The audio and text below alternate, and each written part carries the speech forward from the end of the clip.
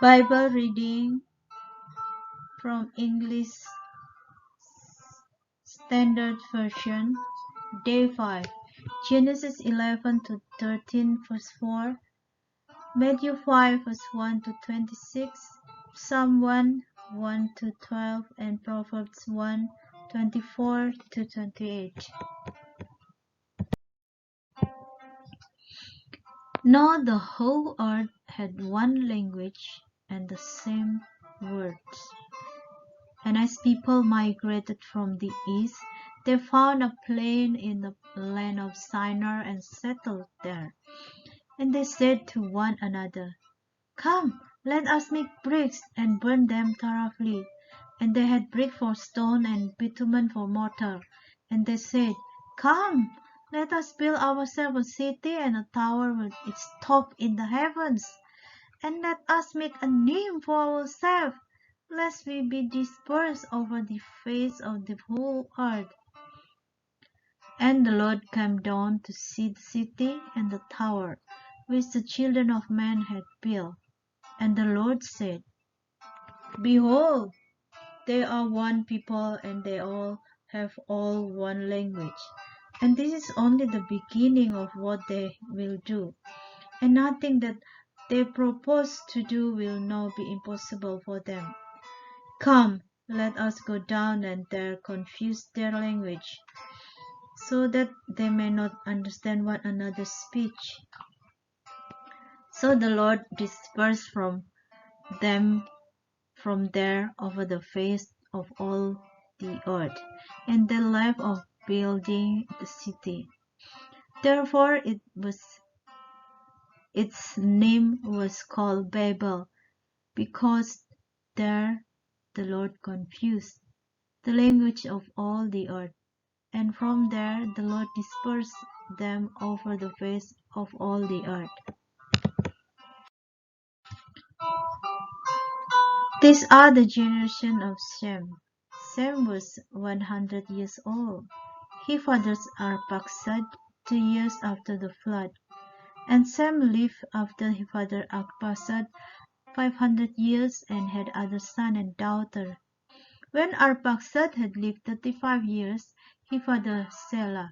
And Arphaxad lived after he fathered Selah 403 years and had other sons and daughters.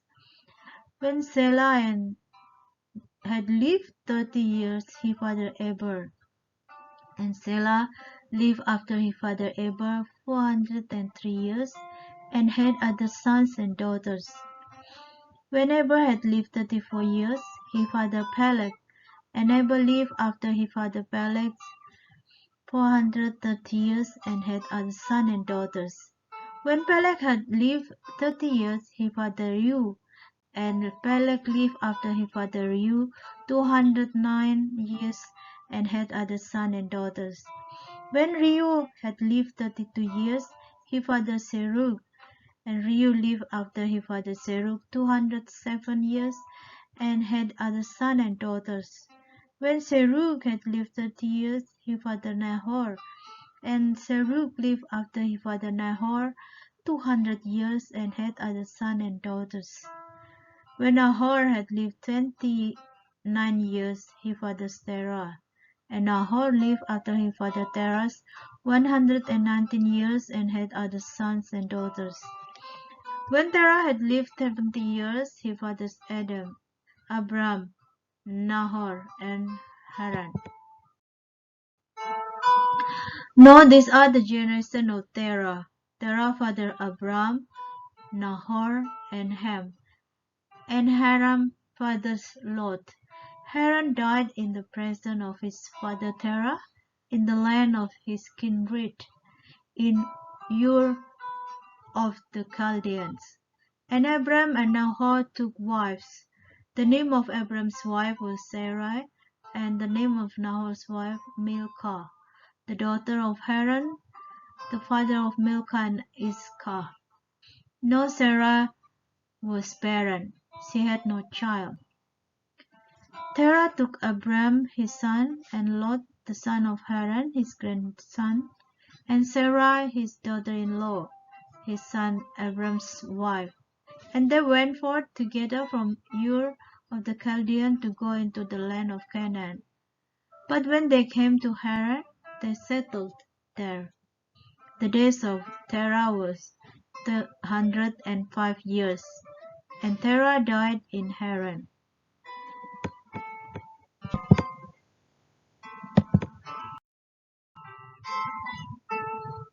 Genesis 12. Now the Lord said to Abram, Go from your country and your kindred and your father's house to the land that I will show you, and I will make of you a great nation, and I will bless you and make your name great, so that you will be a blessing. I will bless those who bless you, and him who dishonors you I will curse, and in you all the families of the earth shall be blessed. So Abram went as the Lord had told him, and Lot went with him. Abram was 75 years old when he departed from Haran. And Abram took Sarai his wife, and Lot his brother's son, and all their possession that they had gathered, and the people that they had acquired in Haran, and they set out to go to the land of Canaan. When they came to the land of Canaan, Abram passed through the land to the place of Shechem, to the oak of Moreh. At that time the Canaanites were in the land. Then the Lord appeared to Abram and said, To your offspring I will give this land. So he built there an altar to the Lord who had appeared to him. From there he moved to the hill country on the east of Bethel and pitched his tent, with Bethel on the west and Ai on the east. And there he built an altar to the Lord and called upon the name of the Lord. And Abram journeyed on, still going toward the Negev. Now there was a famine in the land. So Abram went down to Egypt to sojourn there, for the famine was severe in the land. When he was about to enter Egypt, he said to Sarai his wife, I know that you are a woman beautiful in appearance, and when the Egyptians see you, they will say, This is his wife. Then they will kill me, but they will let you live. Say, you are my sister, that it may go well with me because of you, and that my life may be spared for your sake. When Abram entered Egypt, the Egyptians saw that the woman was very beautiful. And when the prince of Pharaoh saw her, they praised her for Pharaoh, and the woman was taken into Pharaoh's house. And for her sake he dealt well with Abram, and he had sheep, oxen, male donkey, male servant, female donkeys, and camel.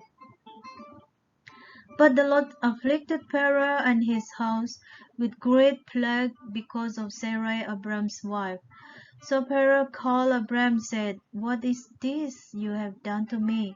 Why did you not tell me that she was your wife? Why did you say she is my sister, so that I took her for my wife? No, then, here is your wife. Take her and go. And Pharaoh gave men orders concerning him, and they sent him away with his wife and all that he had.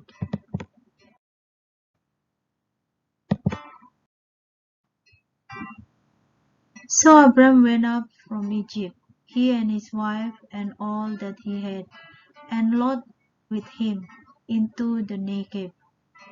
Now Abram was very rich in livestock, in silver and in gold, and he journeyed on from the Negev as far as Bethel, to the place where his tent had been at the beginning, between Bethel and Ai, to the place where he had made an altar at the first.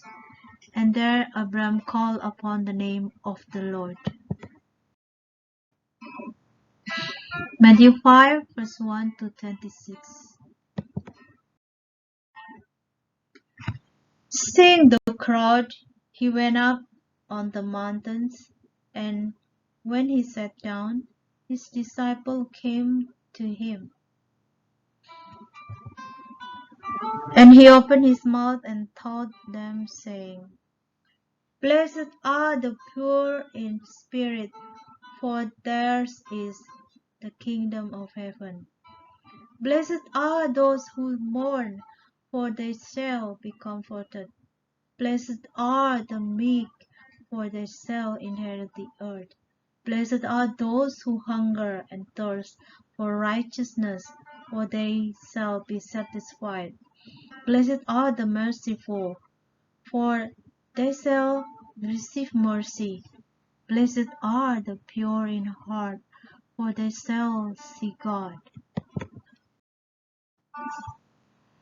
Blessed are the peacemakers, for they shall be called sons of God.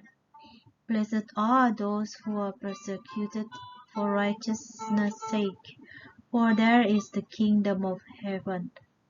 Blessed are you when others revile you and persecute you and utter all kind of evil against you falsely on my account.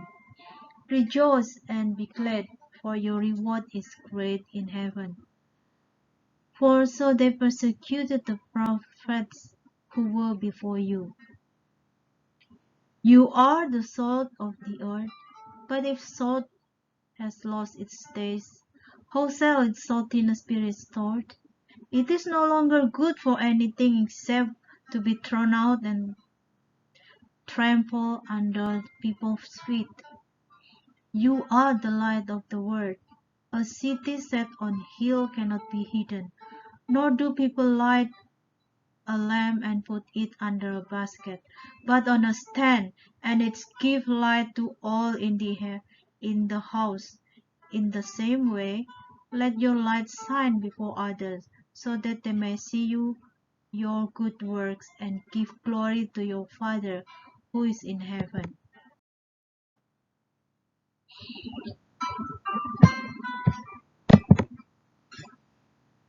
Do not think that I have come to abolish the law or the prophets. I have not come to abolish them, but to fulfill them. For truly I say to you, until heaven and earth pass away, not an iota, not a dot will pass from the law until all is accomplished. Therefore, whoever relaxes one of the least of this commandment and teaches others to do the same will be called least in the kingdom of heaven. But whoever does them and teaches them will be called great in the kingdom of heaven. For I tell you, unless your righteousness exceeds that of the scribes and Pharisees, you will never enter the kingdom of heaven. You have heard that it was said to those of old, You shall not murder, and whoever murder will be liable to judgment. But I say to you that everyone who is angry with his brother will be liable to judgment. Whoever insults his brother will be liable to the council. And whoever said, You fool, will be liable to the hell of fire. So if you are offering your gift at the altar, and there remember that your brother has something against you, leave your gift there before the altar and go. First be reconciled to your brother, and then come and offer your gift. Come to terms quickly with your accuser while you are going with him to court, lest your accuser had to offer to the judge, and the judge to the guard, and you be put in prison. Truly I say to you, you will never get out until you have paid the last penny.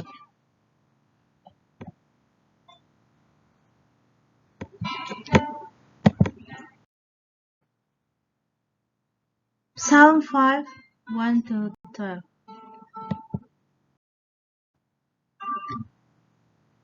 Give ear to my word, O Lord. Consider my groaning. Give attention to the sound of my cry, my King and my God. For to you I pray. O Lord, in the morning you hear my voice. In the morning I prepare a sacrifice for you and watch. For you are not a God who delights in wickedness. Evil may not dwell with you. The boastful shall not stand before your eyes. You hate all evildoers. You destroy those who speak lies. The Lord abhors the bloodthirsty and deceitful man. But I, through the abundance of your steadfast love, will enter your house. I will bow down toward your holy temple in the fear of you. Lead me, O Lord, in your righteousness because of my enemies. Make your way straight before me, for there is no truth in their mouth. Their inmost self is destruction. Their throat is an open grave. They flatter with their tongue. Make them bear their guilt, O God. Let them fall by their own counsels. Because of the abundance of their transgression, cast them out, for they have rebelled against you. But let all who take refuge in you rejoice. Let them ever sing for joy and spread your protection over them, that those who love your name may exult in you. For you bless the righteous, O God. You cover him with favor as with a shield. Proverbs 1:24-28. Because I have called and you refuse to listen, have stretched out my hand and no one has heeded. Because you have ignored of my counsel and would have none of my reproof, I also will laugh at your calamity. I will mock when your terror strike you. When the terror strike you like a storm, and your calamity come like a whirlwind. When distress and anguish come upon you, then they will call upon me, but I will not answer. They will seek me diligently, but will not find me.